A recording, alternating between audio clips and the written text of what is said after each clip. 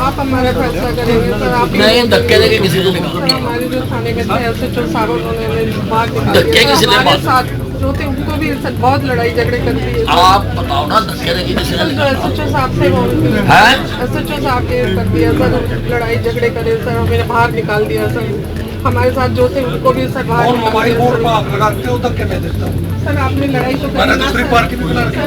नहीं, इन्वेस्टिगेशन का जो है 15 20 दिन हो गए सर। 20 दिन हो गए। 20 दिन हो गया, पुलिस की कोई फॉलो नहीं है। हमें मैंने follow दोनों करने पार्टियों को के लिए 3 बार इकट्ठा कर दूसरा सर, अगर ये प्रॉपर्टी उन्होंने सेल आउट करी है तो कोई फुल एंड फाइनल की रसीद, सर कोई रसीद खरीदार के पास कोई फुल एंड फाइनल की रसीद नहीं है। मैंने तेरे को कहा था एफआईआर दर्ज कर, क्यों नहीं करी? सर तूने करी नहीं करी? सर एग्रीमेंट के अनुसार एफआईआर दर्ज करी नहीं करी? एग्रीमेंट के अनुसार है सर। तूने एफआईआर दर्ज करी नहीं करी? भाई मैं पैसे पे सिविल सूट बनता मैं कैसे करूं? सर सिविल सूट कैसे बंदा फुल एंड फाइनल रसीद है? तूने एफआईआर दर्ज करी या नहीं करी? मुझे एक चिंता है, नहीं करी ना, सस्पेंड करो इसको। चल बाहर निकल जवान, आप हमारा फैसला करो चल। सर, हमारा फैसला करो सर। हर चीज में अपनी करता है ये। मेरे तेरे को जब मैंने कहा था एफआईआर दर्ज कर, तू कौन होता है भाई एफआईआर से रोकने वाला? Prima facie you are not. पहले एफआईआर दर्ज करो और फिर देखो। मेरी बात सुन, डीजीपी को बुलाओ जरा। पहले एफआईआर दर्ज करो और उसके बाद देखो आपने क्या करना क्या नहीं करना। मैंने अपने सीनियर ऑफिसर के नोट्स में लिया था जी प्राइम फेस पे सिविल सूट। तेरे अफसर को भी देख लेंगे फिर। सर मैं आपके उसका क्या है?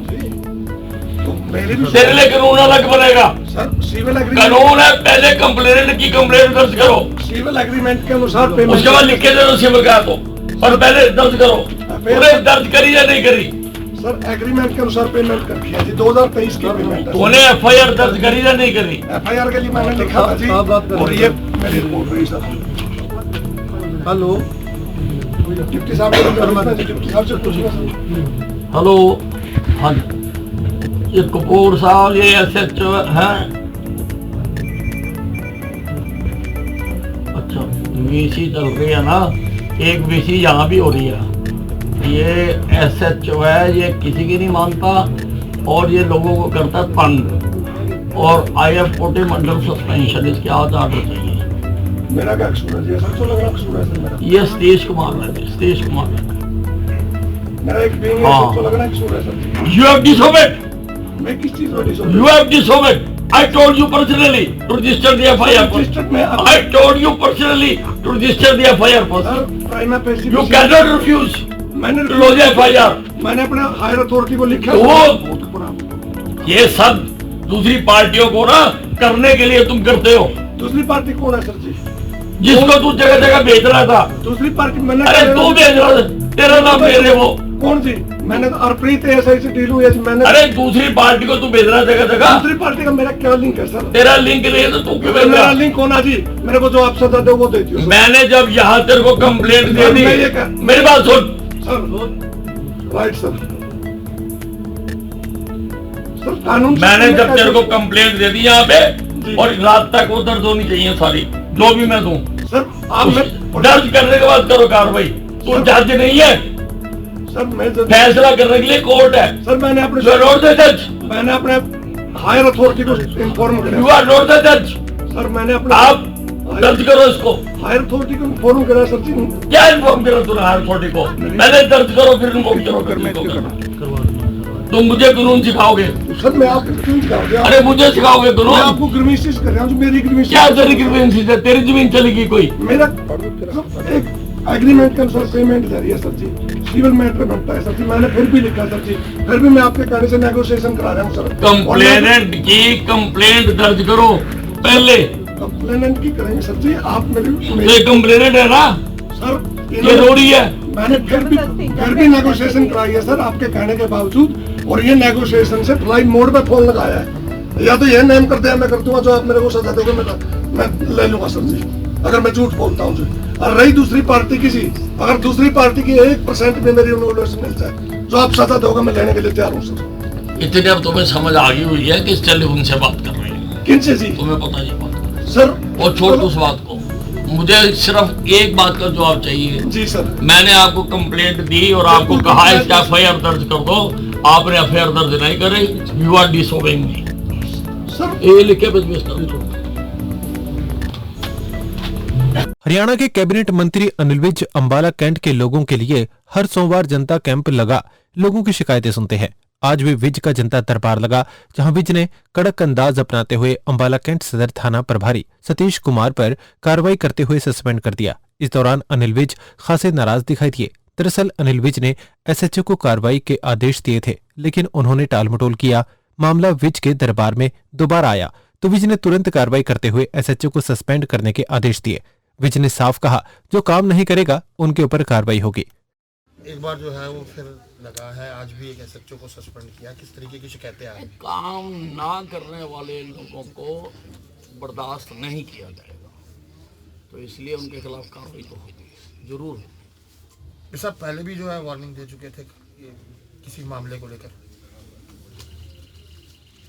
हम मैंने आपको बताया ना कि जो अधिकारी काम नहीं करेंगे उनके खिलाफ कार्रवाई जरूर की जाएगी।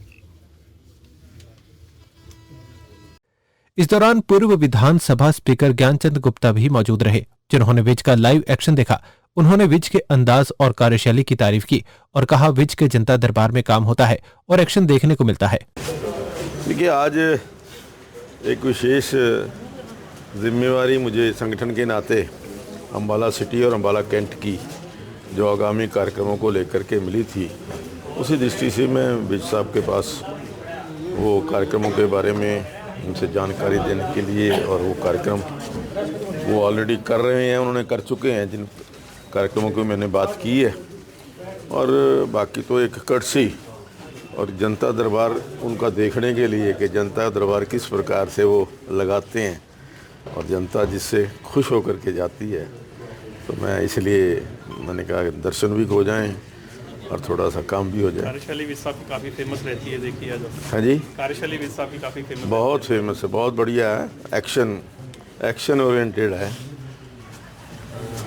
सर पंचकुला में 3 हत्याओं से सवाल खड़े हो रहे हैं और क्राइम रेशियो भी प्रदेश में बढ़ रहा है, जिस पर विज ने कहा, मुख्यमंत्री पूरे तरीके से इस पर नजर रख रहे हैं और इस तरह की घटनाएं न हो, पूरी तरह से कोशिश की जा रही है। क्राइम रेशियो जो है वो बढ़ता जा रहा है। पंचकुला में भी जो है आज 3 लोगों को मौत के घाट उतार दिया गया। लगातार इस तरह की घटनाएं जो हैं वो सामने आ रही हैं। हमारे मुख्यमंत्री जी लगातार इसके ऊपर नज़र रखे हुए हैं और पूरी तरह से कोशिश की जा रही है कि इस प्रकार की घटनाएं ना हो। कांग्रेस अध्यक्ष खड़गे द्वारा बयान दिया गया है कि भाजपा ने चुनाव आयोग की अखंडता को सुनियोजित ढंग से खत्म कर दिया है, जिस पर अनिल विज ने कहा, आरोप किसी आधार पर होना चाहिए, अपने मन की सोच पर नहीं होना चाहिए। वे किस आधार पर बोल रहे हैं उन्हें बताना चाहिए। निर्वाचन आयोग की अखंडता को सुनियोजित तरीके से जो है वो नष्ट कर दिया है।